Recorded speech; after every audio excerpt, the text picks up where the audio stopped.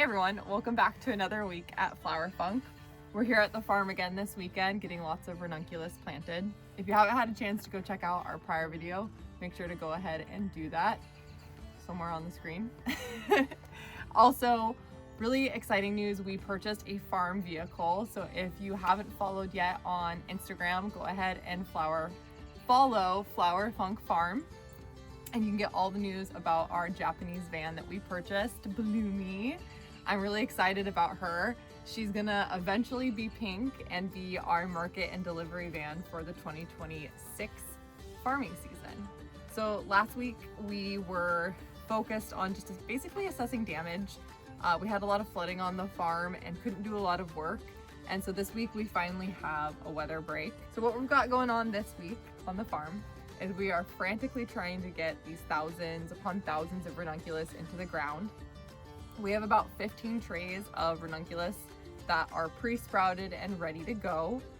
If you aren't familiar with ranunculus, it's like a spring type rose essentially. It's a beautiful flower. It'll last like up to 10 days in the vase, and it's one of my personal favorites. So I went a little crazy this year. And so the farm is going to be majority ranunculus for the spring season. So last week, as I said before, we couldn't really do too much work. We were waiting on a weather pattern and a weather break, and we finally got that this Sunday.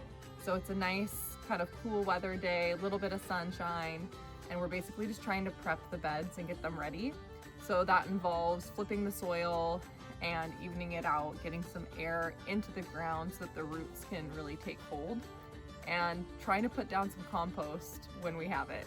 So by the looks of me, you can see that we've already done some work here out on the farm. We've got about maybe like a tray and a half planted. We have 4 more to go, and I'll show you guys what that looks like a little bit once it's out in the field.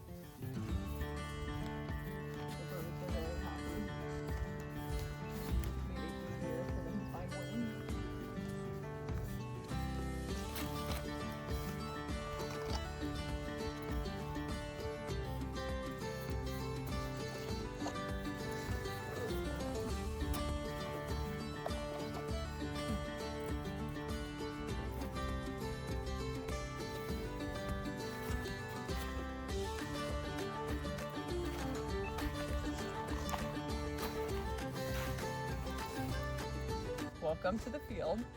So this is what about a tray or so of ranunculus looks like. In total, we have probably 400 that are already in the ground. So about like 300 to 500 corums can fit in a tray depending on the corum size. So here is what a corum looks like. This is a larger sized corum, so you can actually fit a little bit less in a tray. And then you'll have smaller ones. Let's see if I can find a smaller example for you guys. It's a little bit of a smaller size. So there's different sizes of ranunculus corums. Essentially what those do, if you have a larger size, it's supposed to be a more robust plant with more stems and more blooms throughout the season. And smaller is a little bit more cost efficient for the farm, and you can also fit a little bit more in a tray. I really haven't experienced too big of a difference in the larger corum size versus smaller, but just the more you know is the better. And so essentially you just fill ideally it would be a tray that has holes in the bottom with soil, and then you cover your ranunculus in dirt, make sure they're dark. And it takes about 2 weeks until the corums will sprout. And then from there, you put them into indirect sunlight and just kind of let them do their thing. So these have been doing their thing for quite a while. You can see they're pretty grown out. And so they were desperately needing to get into the ground. So that's what we're doing here today. Okay, every good gardener will know this and should have this in their toolbox. Garden box, garden bag, I don't know what we want to call it. But you should definitely get yourself a hori knife. This is a Japanese gardening tool, and it is like the most essential tool for anything on the farm. It's good for weeding, it's good for planting, it's good for opening compost bags. And what's really nice about it is you don't have to worry about sharpening these babies. You basically just have to take care of them. As you can see, mine's been well loved. Make sure you give it a good handle spray color because you will lose this in the field like a million times. So I've sprayed mine pink, of course, FlowerFunk pink. And basically they're just a great digging tool. So I can come in here, we'll plant a ranunculus, and you can just really get into the ground, dig, and set your baby up. Yeah, that's about it. But Hori knife, you can get them at garden centers. My sister actually got me this one. She traveled all the way to a little Japanese nursery in Seattle, and her and this really wise woman picked it out for me. So I'm very, very pleased with my Hori knife. It's very beloved.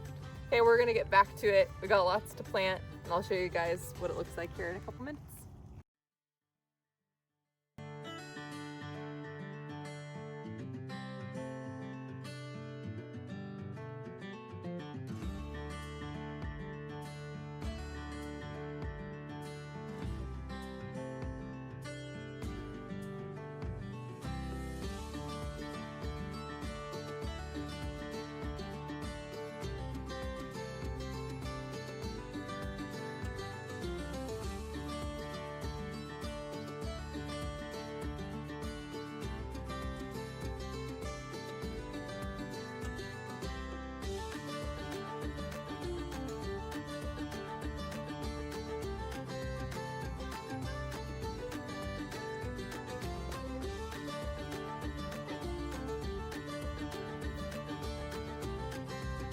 All right, everyone, I wanted to show you guys our hard work we put in today.